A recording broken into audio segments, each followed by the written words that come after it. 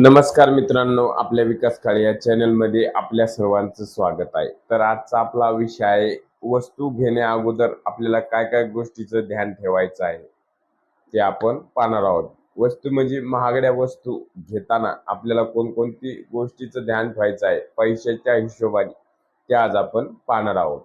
तर व्हिडिओ शेवटपर्यंत पहा. व्हिडिओ आवडल्यास व्हिडिओला लाईक करा आणि अशीच माहिती पाहण्यासाठी आपल्या चॅनलला सबस्क्राईब करा.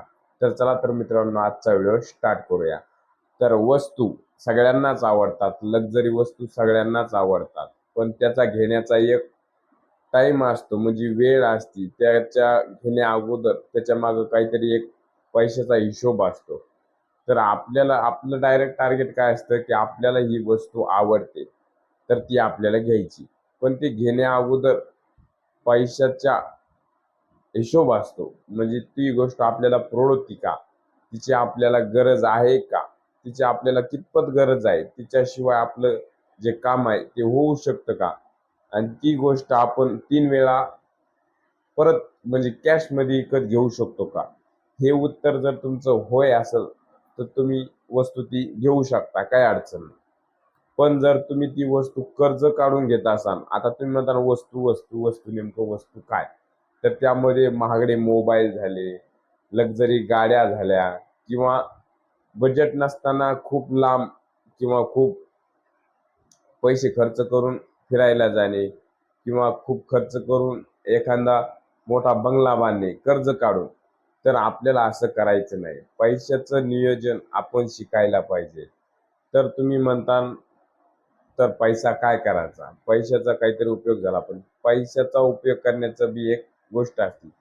तुम्ही जर आज EMI वर एखादा आयफोन घेतला तर तो तुम्हाला फक्त आजचा आनंद देईल, पण तुमचं जे आर्थिक गणित आहे, तो पैसा, तो मोबाईल तुमचं आर्थिक गणित आहे. तुम्ही EMI वर तो घेतला तर ते तुमचं तो म्हणजे बिघडू शकतं. तर तुम्हाला त्याच्यासाठी, आता तुम्हाला पगार आहे 15,000 आणि तुमचा EMI चालला 10,000 रुपये, तर तुमचं 5,000मध्ये घर खर्च, दवाखाना, त्यानंतर आणखीन ऑदर काही खर्च त्यामध्ये तुमचा भागल का.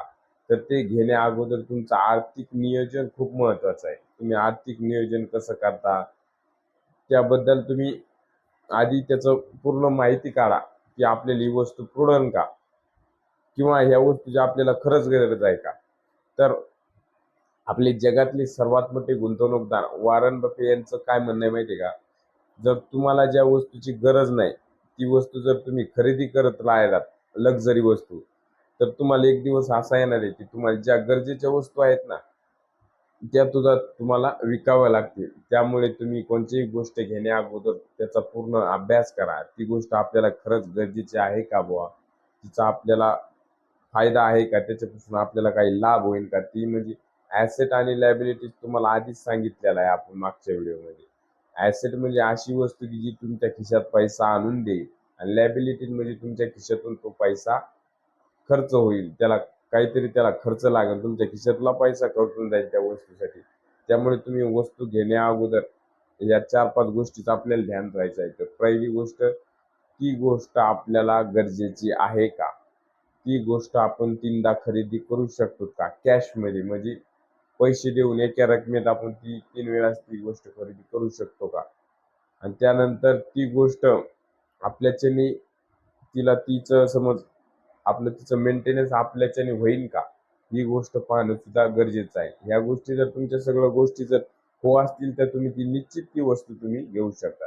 तर एखाद्याचं ती गोष्ट घेण्याचं स्वप्न असतं, पण स्वप्न पूर्ण करताना बी तुम्ही ती गोष्ट तुम्हाला परवडेल, तुमच्या संमती, तुमच्या खर्चातून उगाच थोडाफार खर्च तिच्यासाठी जाईल अशीच वस्तू तुम्ही खरेदी करा, ज्याची तुमच्या आर्थिक जे नियोजन आहे त्याच्यामध्ये कुठल्याही प्रकारचा ताण लोड येणार नाही, याची तुम्ही दक्षता घ्यावी, आणि त्यानंतरच तुम्ही ती वस्तू खरेदी करा. तर अशा प्रकारे वस्तू खरेदी करण्या अगोदर एक तुम्ही लिहूनच ठेवा. आता मी जे पॉईंट सांगितलेत की ते लिहूनच ठेवा. ह्याचं जर उत्तर होय आलं तर तुम्ही ती वस्तू खरेदी करा, ज्यामुळे तुमचा जो पैसे आहेत ते एखाद्या व्यवस्थित ठिकाणी लागतील. त्यानंतर तुमचा पैशापासून पैसा वाढेल. त्यानंतर ती गोष्ट तुम्ही घेतली तर ती तुम्हाला परवडेल. तुमच्या खर्चातून म्हणजे थोड्याफार जास्त खर्चातून थोडाच खर्च तुमचा त्याच्यातून जातो, एवढी तुमची इन्कम आहे, तेव्हा ती वस्तू तुम्ही हँडल करू शकता. तर अशा प्रकारे आजची माहिती होती. तर आपल्याला माहिती कशी वाटली ती कमेंटमध्ये कळवा. माहिती आवडल्यास व्हिडिओला लाईक करा आणि अशीच पैशाविषयी माहिती पाहण्यासाठी आपल्या चॅनलला लगेच सबस्क्राईब करा. तर धन्यवाद मित्रांनो.